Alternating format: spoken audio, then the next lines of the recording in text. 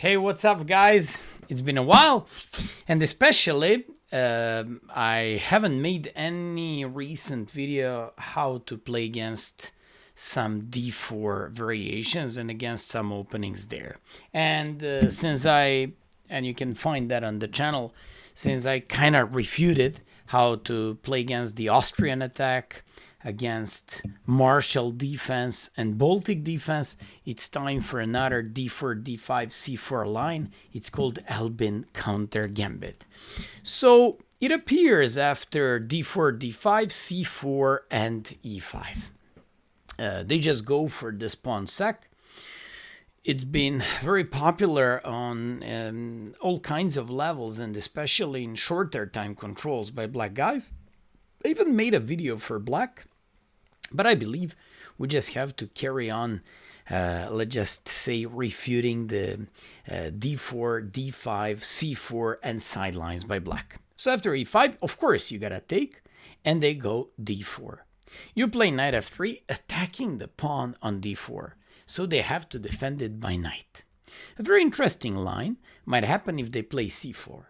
If they play c5, sorry. You just undermine the center. They will play knight c6 to defend and to, for the time being, put some pressure against the pawn on e5. You play e takes d4, c takes d4, and you block this knight there.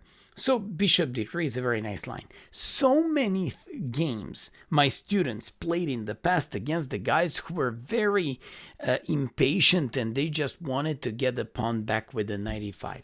It's clearly a mistake, because they expect of us to take, in which case queen a5 would be check and they would get a knight back. But the thing is, by the way, problem is after king d2, queen e5, rook e1 works, but after king d2 you would first give, sorry, you cannot go to king d2, they gotta go with king f1, you take the knight back and that's fine.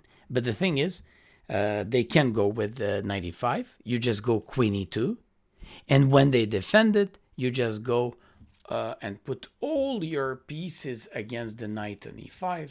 So after bishop b4, where they desperately try to complete their development, you play knight bd2, you're gonna win this knight, consequently you're gonna win a pawn, and of course white is gonna be much better. So they can play that. Generally speaking, all these guys, when they play c5 against me, I just played castles. I played a3 to play b4. Of course, they have to play a5, knight bd2.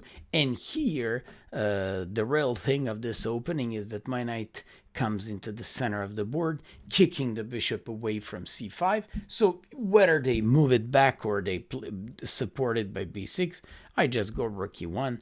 We're up a pawn. They won't have an easy time to get a pawn back easily. And by the way, we always have knight c5 followed by bishop f4, remaining the pawn up. This is why they have to go with knight f3, knight c6. And it's time for, probably you're wondering, am I gonna show you knight bd2, g3, or a3?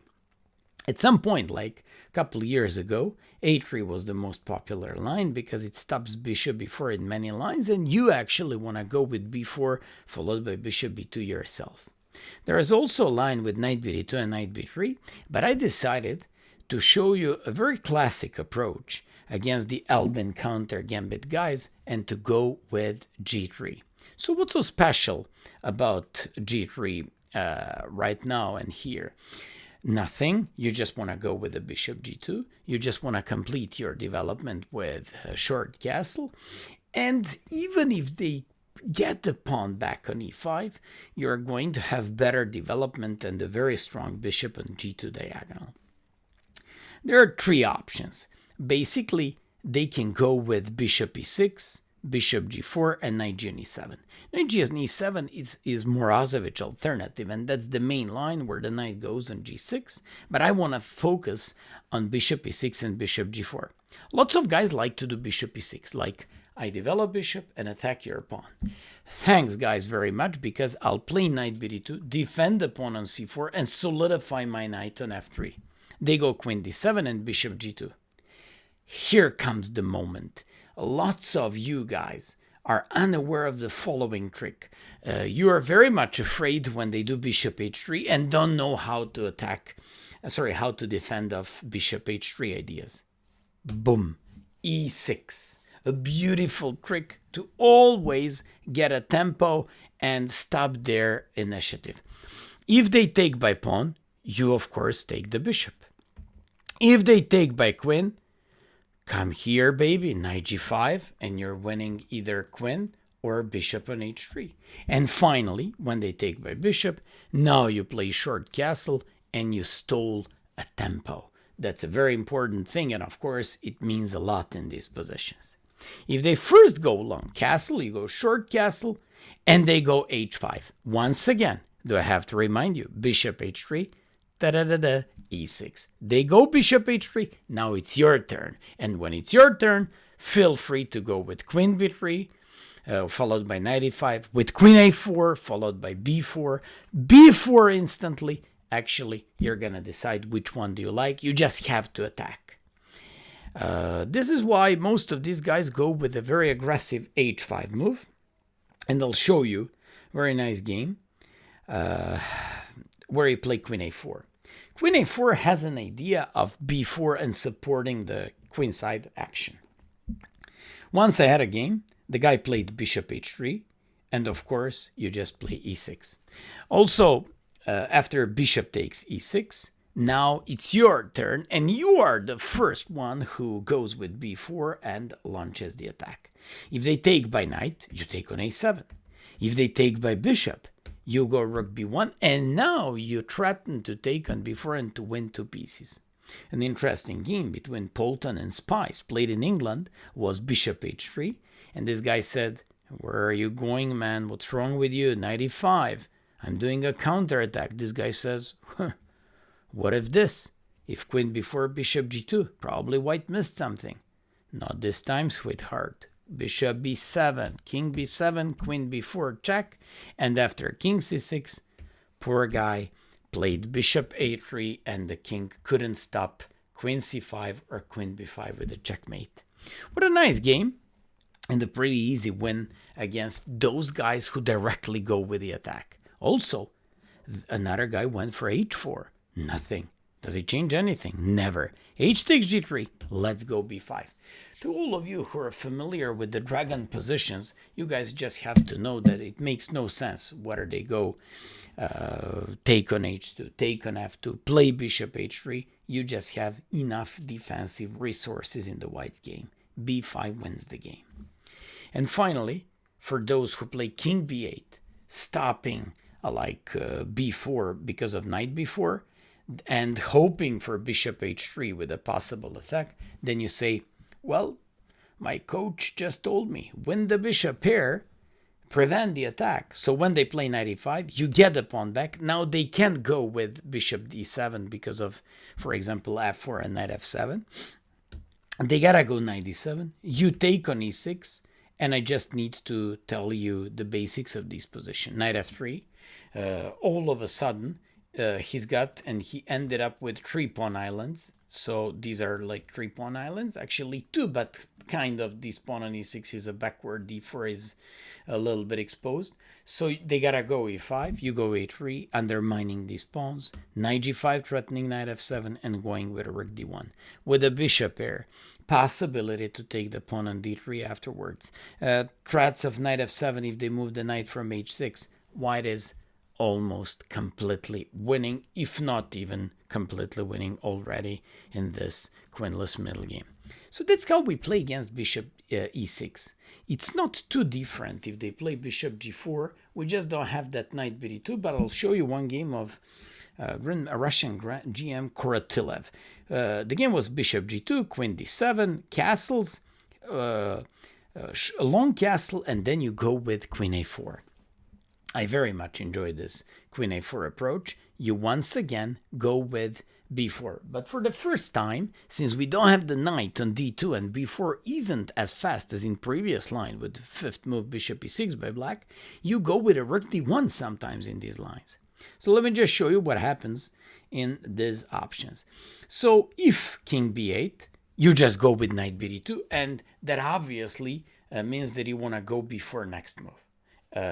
If they go with knight g7, I'll show you the game of Grandmaster Malakatko. He played b4, knight g6, b5, knight e5, and played knight to b3. He threatened the pawn on d4. This guy captured, took by pawn. Taking by pawn for, like at the moment, you're just closing the bishop, but you want to play f4, you're going to be untouchable around your king, and afterwards, after f4, knight a5, queen d1, he went with bishop a3, removed the knight, and played queen f3, and the guy couldn't defend the mate on b7. Or serious material consequences. Black was an IM 2400. He got beaten like complete patzer. So after like knight bd2, what if happens if they go h5? Nothing. Here, I'll show you my favorite game for this system, played by GM Koratilev. He played h4, stops any h4 ideas. It's more like measure of precaution. Can you play without it? Of course you can, but he just wants to stop attack at all costs. Knight g7, and let's just say any kind of risks. He goes with b4, knight g6, plays b5, and by this move, he's getting the pawn back for opening the pieces. Once again, like in previous game by Malahatko, he goes with knight b3, wants to go after the pawn on d4. Black captures, attacks the bishop with tempo, and goes with knight e4. What a beautiful trick. The thing is, if you take on d4, he's going to take on h3. Actually, you're going to play bishop e3, even better. If he goes with bishop g2, he included knight e6 check, made this intermezzo move. If queen h3, unfortunately for black, they have mate in one unstoppable, but sorry baby, we're the first one who mate. So if queen c8, bishop e3, threatening mate, rook f to b1, and rook b7. Koratilev bid 2200 GM. I very much, 2200 player, I very much like this one, and this shows how should one play and trade these systems. And finally, if after like bishop g4, bishop g2, queen d7, short, long castle, queen a4, they do bishop h3, don't panic, just as usual, I tell you. Win this tempo. Win this tempo because they have to take by bishop, and that gives you precious time. Are you gonna play knight bd2? Well, this time not. Play rook to d1. What's the point? If they play bishop h3, now you have an option of keeping the bishop, but that costs us time. So we go with the beautiful move, knight e5. I won a game like this. That was a blitz game in championship of my city. When the guy captured, I took on a7, and now he can't touch my bishop because of mate. He played c6, queen check, queen check. I was very happy, and I'm very, feeling good when I win my games on my analysis. The guy captured, I took by king, I was up a pawn, and eventually I won the game very easily. All things considered, we're coming to the moment where they have to play Morozovic's favorite line, knight g7. When Morozovich came up with knight g7 a few years ago, it was like a revolutionary novelty by black, and he managed to win some games, even equalize against some top guys. But then, let me just show you how should you refute this. You play logical and forcing bishop g2, knight g6, castles, knight e5, and they get the pawn back. So what do we have in return? They have a pretty good pawn on d4 against the pawn on e2. You know that that pawn is definitely better than the pawn on e2. That's a good thing for black. They got a pawn back, but what do we have? We have a king, safe king on g1. We have a beautiful bishop on this h1a diagonal, and we definitely have better development. Here, we go for b3 using the double fianchetto. We want to go with after the pawn on d4. In my blitz experiences, first of all, I got to tell you that statistically almost everybody plays bishop c5. But those who play bishop e7, you got to kill these guys. You play bishop e5. And if they play c5, I played more than 10 blitz games where after e3, undermining the pawn on d4 and knight on e5, they go with bishop g4. Once I played a very stupid f3, and I had a bad position after bishop f5. Watch out not to make this mistake, because all of a sudden this pawn on d4 became a monster, and you can't play f4 because they would just go knight g4 followed by knight a3. I believe that I lost that blitz game, maybe even won, but then I learned my lesson and won all my next games. It's not that logical. You just go queen d2. Who would say that you undermine the pawn and you give your opponent knight f3 to win this bishop in the light squares like this, he's gonna just play queen d7, queen h3, and looks like he's gonna deliver us checkmate. No, mate doesn't exist. So you take on d4. They don't have time for any queen d7 because you play queen e3, and they can't play this because you take the bishop. And if they move the bishop, you just play d5 and win the bishop. So they don't have time for it. And when they take, you just take the pawn. They go castles, you go queen e3. When they go like this, you play knight c3. They don't have time to claim compensation. We have a beautifully placed bishop on d4. We're up a pawn, and we're going to be placing both of these rooks in the most active squares, e1 and d1. And finally, if they play bishop f6, like you can take because knight f3, then we go with knight d2, and we harass this bishop on f6 with knight e4. Artemiev played like this and won few games. After c5, knight e4, bishop e7, e3, and if knight c6, I got a piece of great analysis here for you. Boom, knight c5. Who would say that this is so strong? Because you take, they can't take by bishop because of bishop c6 and take on d4, and you're up a pawn. And when they play knight d4, you're down a piece, but you're just about to get it back with a absolutely dominating position in the middle game. You want to play afterwards b takes c5. You want to take this knight. You'll want to go with rook e1, and you have a great game. White is completely winning. A couple of guys tried g6 to do the same approach, where I don't have like knight e4 to harass the bishop, like in the case of bishop e7, bishop f6. You go knight e2, and when they play bishop g7, they're about to complete development finally, and you just say, where are you going, baby? You won't be able to castle. It's gonna be my turn, and if you play bishop f8 to do it, then I'll go back and I'll win a tempo, and then I won a tempo, and then I'm gonna try to win the pawn on d4 with tempo. So this actually shows us that they have to play the move, ninth move, bishop c5. And when they go with bishop c5, we go knight d2. Why knight d2? To once again harass this bishop on c5. Statistically speaking, almost everyone goes for this variation. They go castle, you go knight e4, chasing this bishop away, bishop e2, threatening on d4. They defend it, and you undermine. Take a look at the beauty of this position. We have both of these bishops being placed on b2 and g2.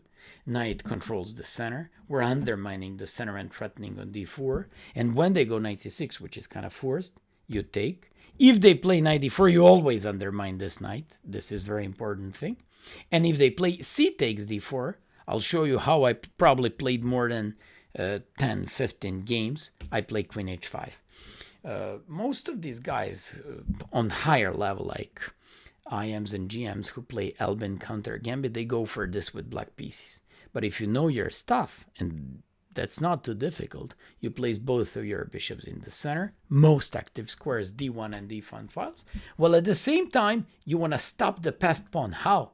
By moving your knight here and blocking it. So in the case of g6, queen e2, and in the case of queen d7, knight c5, knight to d3, and the best blocking piece in chess is the knight. So I'm showing it again between Drev and GM Ilyushenok after queen b6, captured there, played rook e1, and Drev slowly continued to grind down his opponent and eventually won the game.